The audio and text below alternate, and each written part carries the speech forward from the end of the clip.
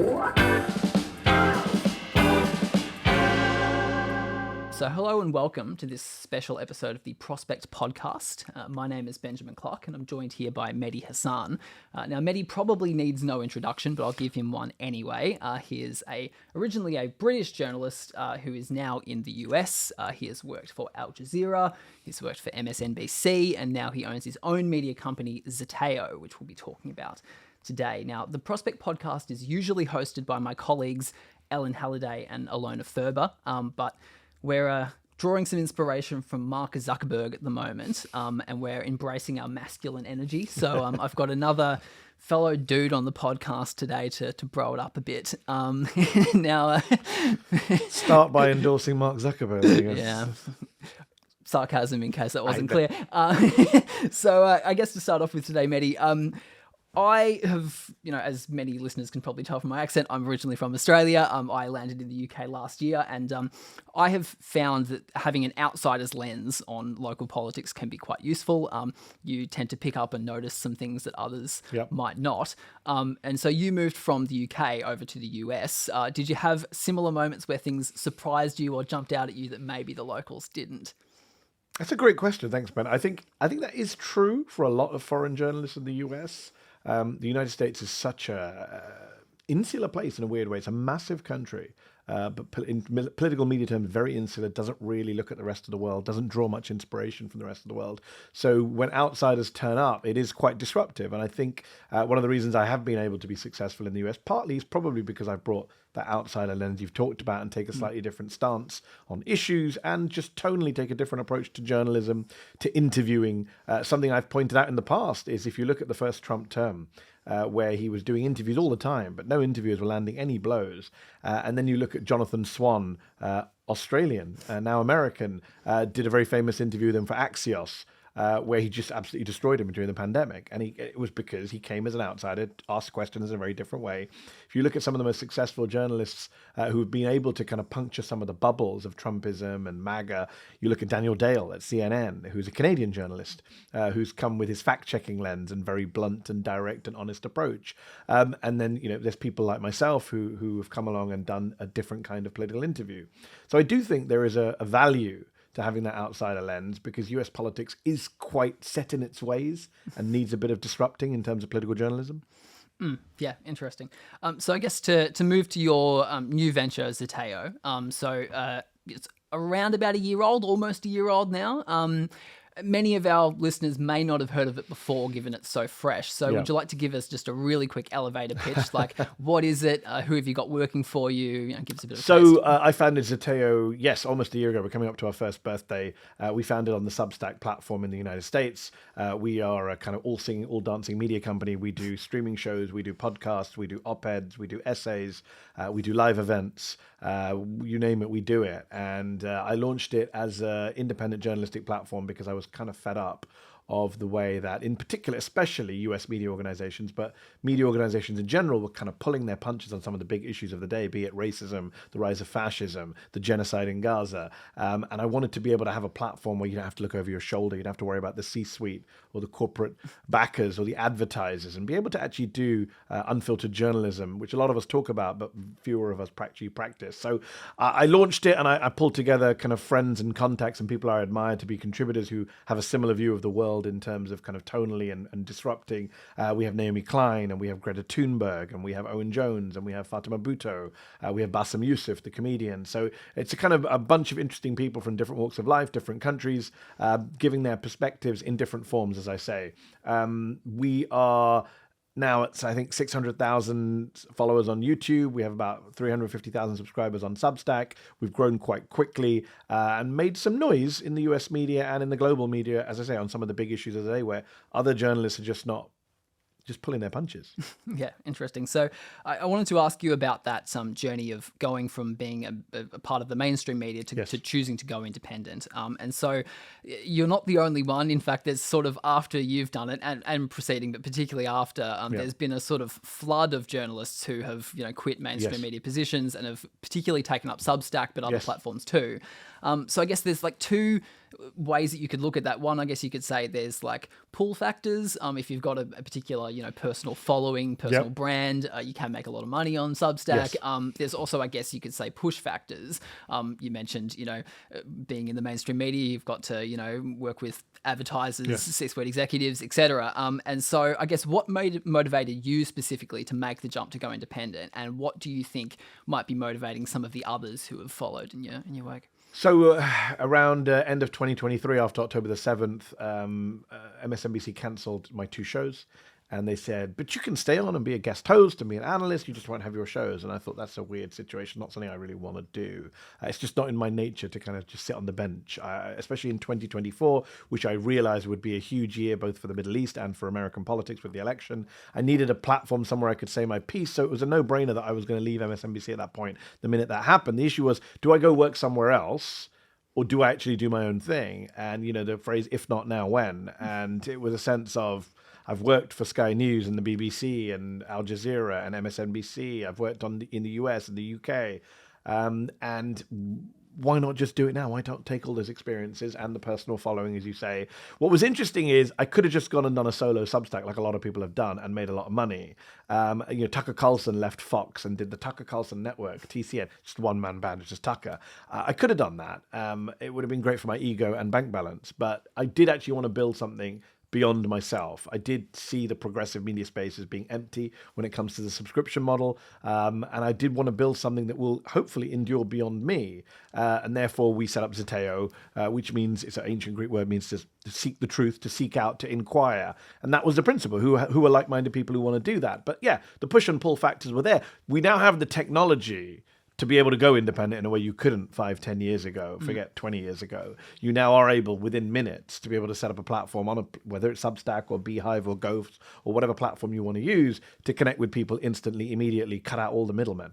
Yeah, it's a shame that you didn't go the Tucker Carlson route, because you could have had like an excellent live stream with Elon Musk on X. It would have been a fantastic spectacle to witness. As long as I'm allowed to stay on X, let's see, in the current climate.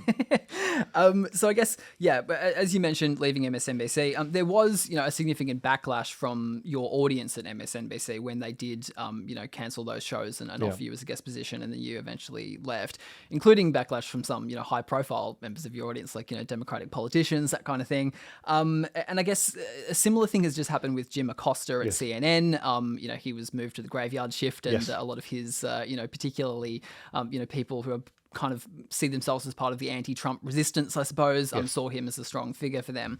I guess media executives, obviously, in this moment, feel some sort of pressure or tension where they're wanting to make some changes at times to their lineups, and some have speculated that they have certain political motives for doing so in some instances. And I guess, on the other hand, they know that if they don't look after their talent, then they may leave and go to Substack now, which is, a significant problem for them. And then I guess on the journalist side, many journalists can see the lure of Substack, but also some of them appreciate having a large platform, large audience that they already have, right? So who do you think at the moment is feeling the heat more, is under more pressure, the executives or the journalists? It's a good question, but I guess it comes down to what you think the goals of those executives are, because I'm not sure it is anymore. Audience maximization or even profit maximization. You might say, well, the obligation of the CEO is to the shareholders. I think there's a lot of politics involved here. There's an argument that says that, for example, when ABC paid $15 million to settle with Donald Trump over Stephanopoulos' comments that he raped someone, which is what the judge said, that the sexual abuse verdict or finding by the jury could be described as rape. When they settle that isn't a business decision, I don't think. That isn't a corporate decision. That isn't a decision where they look down and think, what's best for... I think that's a political decision. That is, we don't want to piss off the new president of the United States, who is very vindictive and very petty and has a grievance against people who pick fights with him. There's rumors that CBS News, their parent company Paramount, may also settle with Donald Trump over another frivolous lawsuit where he's suing them because he thinks they edited an interview with Kamala Harris to make her look good. Most absurd lawsuit ever, but they may settle on that as well. Mark Zuckerberg, who you mentioned at the start, paid $25 million to settle a suit with Trump about kicking him off Facebook in January 2021, which is surely Facebook's right to do.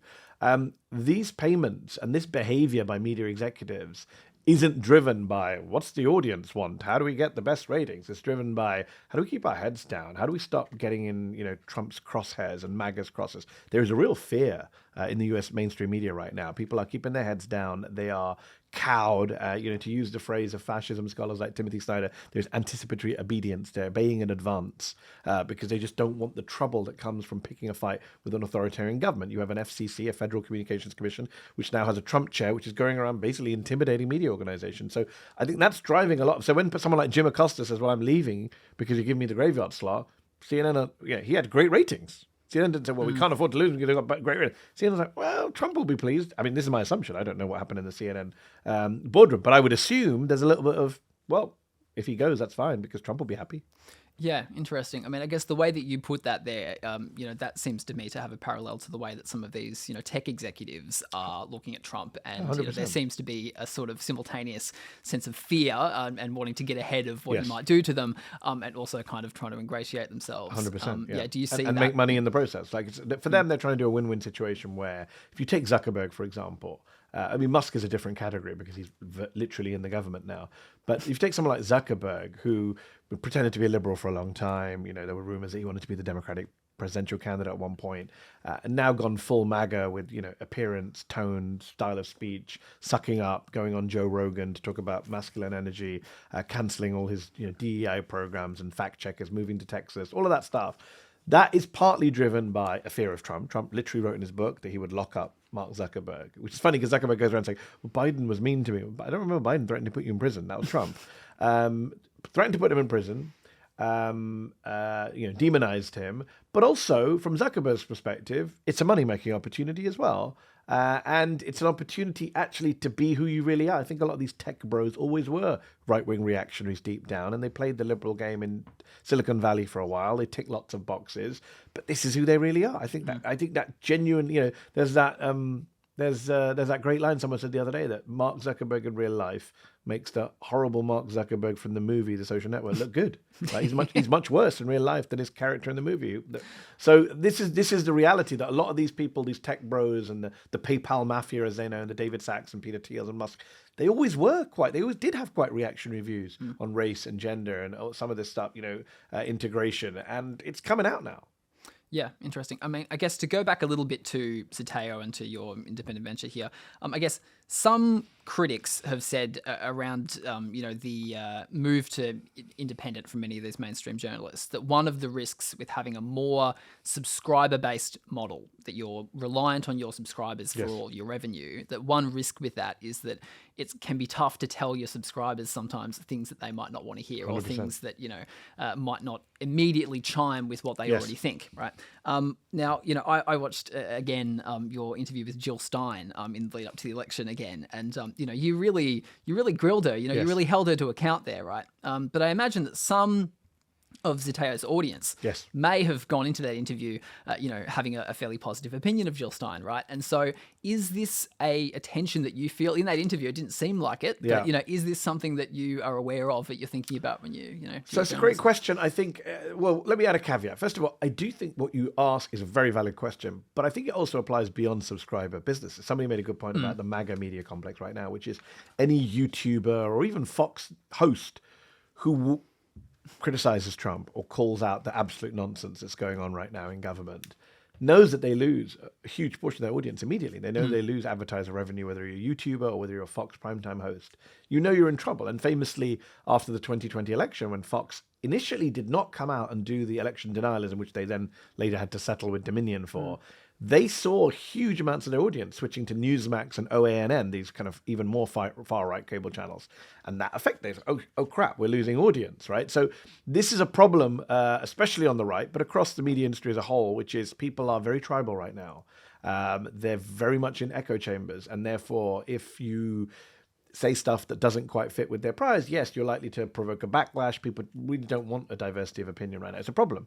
And people like me, I have very strong views, but I've always enjoyed sharing those views in a diverse space, right? I'm the guy who, I remember when I was at university, I would go sit in the common room and read the Telegraph and the Times and the Mail because I wanted to know what the other side is saying and thinking. That's how I've always approached things. I don't buy this, you just, read and hear your own stuff.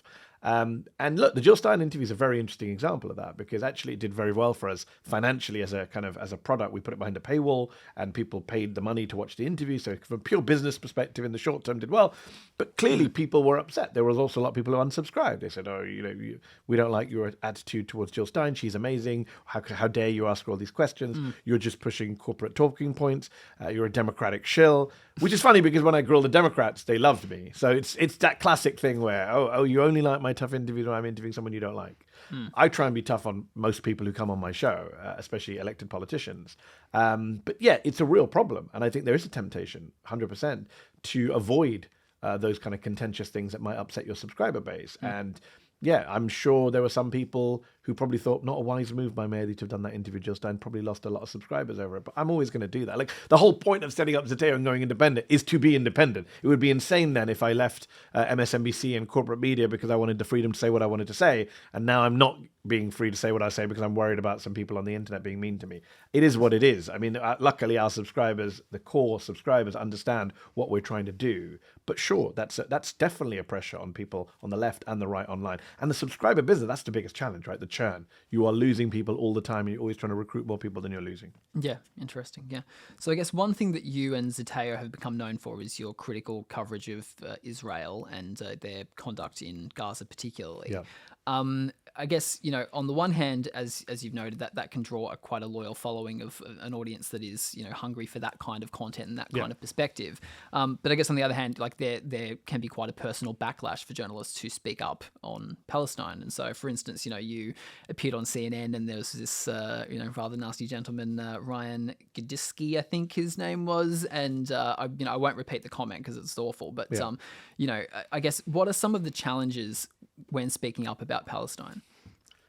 There are a lot of challenges. US media does not want to hear certain perspectives, certain people, certain words. I mean, we've had reporting since October 7th from the New York Times, about the New York Times, and about CNN included, about a lot of these media organizations banning certain words. You can't say genocide, you can't say occupation, you can't say ethnic cleansing. If you look at, we're speaking the day after Donald Trump has called for the ethnic cleansing of Gaza, and yet most media organizations are calling it transfer, relocation, resettlement. No, it's ethnic cleansing by any definition of ethnic cleansing.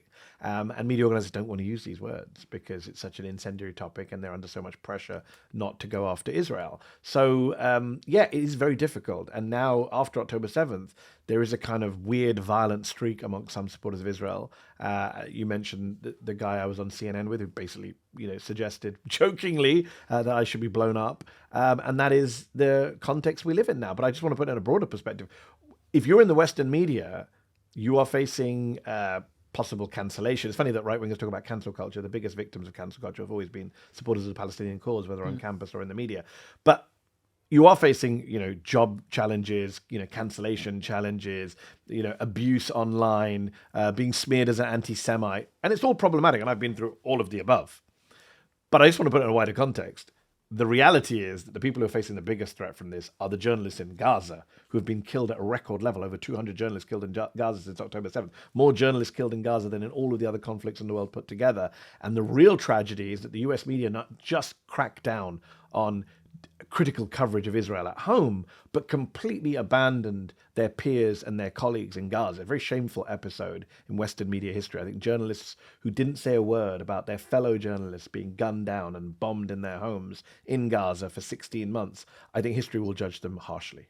Yeah, interesting. So I guess now that there has been a ceasefire, there is a possibility that there's going to be less media interest in Gaza particularly and in Palestine more generally. But that occurs at a time when there is a new military operation from Israel in the West Bank, for instance, and deaths are rising in the West Bank.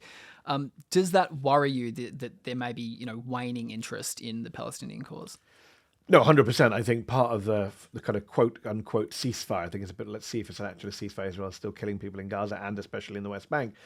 Part of that clearly is a kind of shut it down. Trump doesn't give a damn about Palestinian lives. Trump wanted this deal because he wanted to have a quiet inauguration. He wanted to get credit for being the guy who, did a deal. He doesn't care long term, but it's interesting. Again, if you'd asked me this question 72 hours ago or 48 hours ago, I might have said, yeah, I'm really worried that Gaza won't be on the front pages. Well, we're meeting on a day where Gaza is back on the front pages because Donald Trump decided to endorse ethnic cleansing in Gaza. So let's see. on the one hand, I am worried that people have Gaza fatigue and want to talk about other things. And of course, Donald Trump is flooding the zone in the US, so the US media. I remember 2017 to 2021. I had a show on Al Jazeera, international show, and I had an international audience. And many of them said to me, "You're not covering this in Africa. You're not covering this in Asia. How come?" And I would say, because I'm in the DC. It's very hard to cover international news when you're being overwhelmed by the biggest story in the world in the United States. And we're back there now where Donald Trump is doing crazy stuff and Elon Musk is doing crazy stuff. And that does suck up all the media oxygen. So Gaza will suffer in that respect. But having said that, we are meeting the day after he did make this crazy announcement that the US is going to take over Gaza. That's a huge story. That is not going away. Like, whether it happens or not, very unlikely. But now all eyes will be on, well, what does this mean? Trump has a plan to take over Gaza. It's a military occupation. US troops are going to Gaza. What's Hamas going to do? I think a lot of people for a lot of years have tried to push Palestine off the international agenda, and they've failed. And I think they'll fail again. So I guess to go back to the discussion we were having before about the sort of crisis in the mainstream media, I guess. I'm wondering whether journalists jumping ship to go independent, for instance, is just kind of one symptom of a broader kind of malaise. Now, I guess, you mentioned Trump. In the first Trump term, there was a sort of Trump bump noticed in the media. There were people were interested in consuming journalism again, and there was a kind of feeling among many journalists in mainstream institutions that it was their sort of solemn responsibility to hold him to account. They became kind of upholders of liberal norms in their own minds, and so that was an interesting thing to behold. Now in the second term, to me, it doesn't feel the same at all. It doesn't feel like there's that same resurgence of interest in news media on the audience side, but also sort of energy on the journalistic side. It feels like people are exhausted. Yes. People are tired of his antics. But I guess, what state is the media in to hold Trump to account in that kind of paradigm of exhaustion? I think you have to separate two things out. One is the journalists themselves, which I think you're right. There is an exhaustion, there is a PTSD, there is not this again, not another 4 years of this, because it was deeply exhausting mentally, emotionally, and physically to cover the insanity of the Trump White House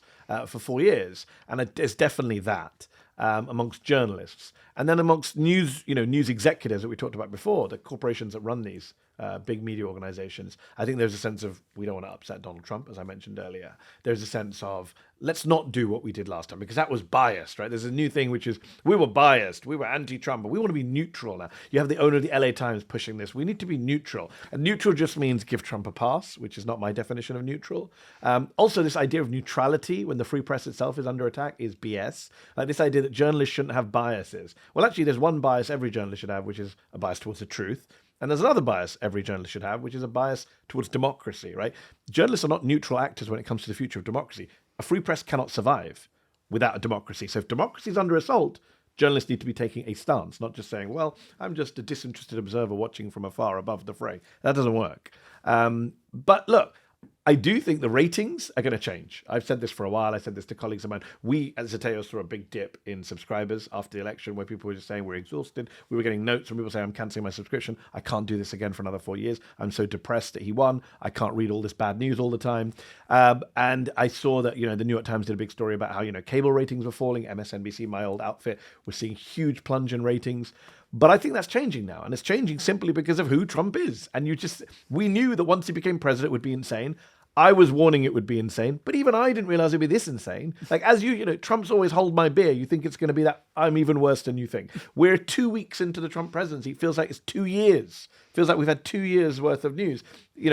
On day 2 or 3, a judge struck down his attempt to end birthright citizenship as blatantly unconstitutional. Feels like that was 2021. Right, it was 2 weeks ago. So in that sense, he is going to keep flooding the zone. It's going to be a challenge for the media to cover so many stories and so many outrages. That's a real challenge. How do you cover an administration that is flooding the zone with bullshit, to quote Steve Bannon from the first term? But I don't think there's a shortage of stories or shortage of outrage. And I think viewers and readers and subscribers will come back because it'll be too hard to avoid. Yeah, interesting. The LA Times owner that you mentioned, I believe he's creating an AI bot to measure the neutrality of his own journalists. It's quite an interesting approach. I guess you're saying here about the challenges faced by journalists covering Trump, but I guess what are the opportunities? How should journalists get on the front foot and really hold him to account in the second term? For me, I mean, look, it depends what kind of journalism you're doing, but I think fundamentally, number one, don't hide behind euphemisms. Say what's happening in very clear and precise language. It's one of the reasons I set up Zeteo. I was so fed up with people saying, oh, he speaks in a racially tinted manner, or racially tinged manner, racially divisive. How about just say racist? It's fewer letters. So speak directly, speak bluntly, I think is number one. Number two is, as I say, understand our role in this. We are not disinterested, neutral observers. When democracy is under assault, the free press needs to stand up for itself. I think that's very important. Get a backbone. And number three, I think, don't budge is my advice. When someone's bullshitting you or gish galloping you, trying to overwhelm you with nonsense and flood the zone with shit, I think it's very important that journalists hold their ground and not just move on. One of my big frustrations with US media interviews, you watch them, is they'll be interviewing a politician and the politician will give some nonsense answer and the interviewer will say, well, thank you, but we have to move on. No, my style of interviewing and my style of journalism, you don't move on, right? I don't care what the next story is. We'll stick with this one till we get an answer. And I think Trump always benefits from the fact that journalists move on, right? He says some nonsense. They ask a question. He says something. People get outraged for about an hour or two. And then we're on to the next story of the next day. And he's gotten away with the crap he said the day before. I think journalists have to be able to for example, the pardons, right? He pardoned 1,500 insurrectionists, domestic terrorists, rioters. That's a big story. It was a big story in the US media for several days. I feel like we've now moved on. We're now on to Elon Musk and Doge. We're now on to Gaza. But that shouldn't be forgotten. There needs to be a journalist, a media organization saying, hold on, can we keep talking about these people who you pardoned? What are they up to now? Have they committed more crimes? Have you yet offered a reason for why you did that? We can't just, move on and allow, the non-stop, what Steve Bannon now calls it, the days of thunder. This nonsense on an everyday level that just distracts us, disorients us, throws us off guard. We have to stay on the front foot, as you say, and not budge. Yeah, interesting. I have not heard the word Gish galloping before. I might use it in conversation. Gish galloping is a chapter in my book. I'll do a shameless plug for my book, Win Every Argument, which is Beware the Gish Galloper. The Gish Gallop is a style of debate where you simply overwhelm your opponent with a bunch of cherry-picked half-truths, factual statements, and you throw so much shit against the wall that your opponent doesn't know where to begin in terms of rebutting you. Okay. That's what Trump does. He's a master of it. All right, well, we'll keep using it. We'll try to go for word of the year for 2025. I guess to try to bring this to an optimistic note, it's a bit difficult given what we've been talking about, but I guess there are many great young journalists out there who are doing some great things. They haven't known anything different really than the current paradigm. And so I guess you're an employer now at Zateo. Yes. What do you look for in the next generation of journalists, and what are you excited to see in these young ones coming through? Yeah, it's a weird new role for me. I've never been an employer before. I've never had to hire people or worry about, payroll and HR. But it is actually fun to meet young people and talk to people who have ambitions and ideas and energy.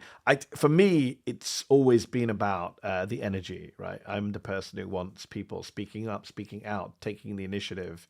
I'm not the person who, in any meeting, appreciates the person who sits quietly in the corner. I'm the person who's always been the person running my mouth, so I appreciate others do the same. Sorry, that's just a natural bias.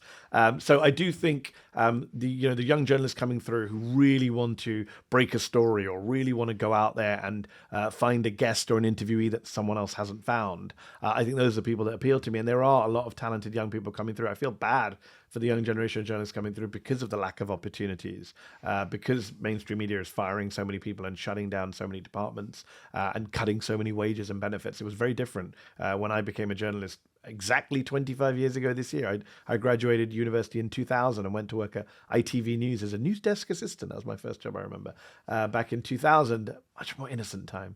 But, those opportunities aren't always available today. So, independent journalism, I hope, if it thrives, will be able to reinvest and bring on new people. Again, I could have just gone on being the Mehdi Hasan Show and done my own thing as a one-man band. I now employ 11 full-time people and 4 contractors. It's great. I'm glad I'm able to support and help grow a new generation of journalists. I'm not an optimist. Yep. I like to, my end question when I interview people nowadays, I have to ask is, because the interview tends to be really depressing about how the world is shit. Yep. And I try and end the interview because I've got a subscriber business. I don't want everyone to go, the end of the world, I just watched your interview, man. I'm going to go cry in a ball and cancel my subscription. I do ask people about hope.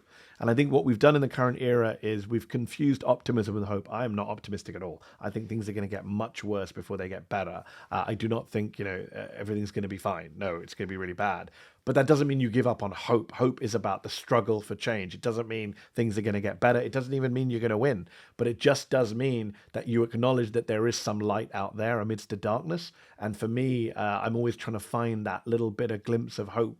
We just launched a YouTube live show, Zeteo did, called America Unhinged, twice a week, where we look at the craziness of Trump's America. We have two hosts, Francesca Fiorentini and Wajad Ali, hosting that show. And one segment they have at the end of their show is something good. Something bright, a bright spot in the darkness. Which politician did something right today? Which activist stood up? The bishop who spoke out against Trump in the first week while he was sitting in her crowd. Just trying to find those moments where actually someone is doing the right thing, standing for the right thing, inspiring others. They are few and far between, but it's our job as journalists, I think, to find them. Yeah, all right. Well, let's finish off in the same way. What's your moment for the week that gives you some optimism? Gives me some hope. I think actually a lot of young Democrats are pushing back against the elders in their party who have been very slow to react to incipient fascism. And I look at Jasmine Crockett from Texas, or Alexandria Ocasio-Cortez from New York, or Maxwell Frost from Florida. And I actually see a young generation of congressional Democrats who turned up outside the USAID and Treasury to actually physically protest, who are calling things out in very plain, blunt language, as I mentioned earlier, not hiding behind euphemisms. They're not the Chuck Schumers of this world who kind of, just want to do bipartisan politics and are very slow to react to authoritarianism. I think there's a young generation of politicians that are coming through who hopefully will fight the good fight. Mehdi Hasan, thanks very much. It was the exact opposite of a Gish galloping performance. I think I've used that word correctly. Well, thank you. I hope so. Appreciate it, Ben. Thank you very much, Mehdi. Thanks. This interview was from an episode of the Prospect podcast.